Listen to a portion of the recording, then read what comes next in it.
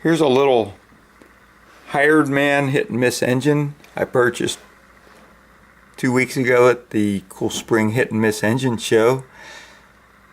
It didn't have any compression and I had no idea what else it might need, but the machine work looked pretty good and it was on a nice little cart.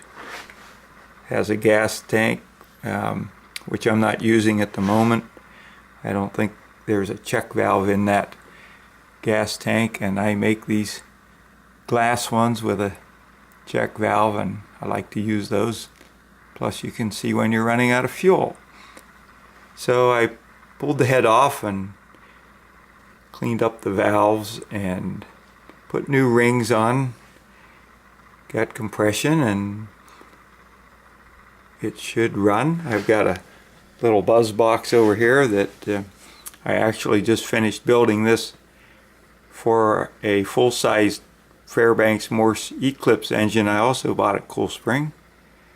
But I thought I would try it with this engine just to make sure that it's working as well. I'm gonna hand this camera over to my wife and we will see if it runs.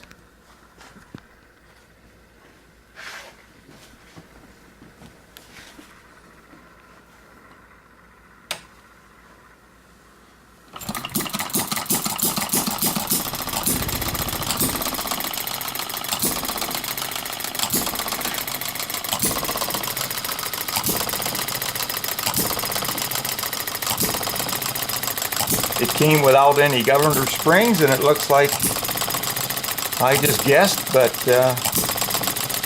you can hear it hitting and missing, so I would say I got a pretty good starting point.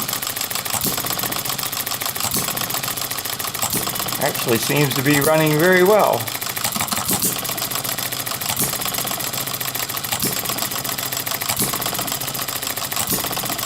Now I'll just need to paint it and get it mounted on a proper base, and I'll probably sell this one. I have an air-cooled version and I have too many engines, but I couldn't pass it up at the show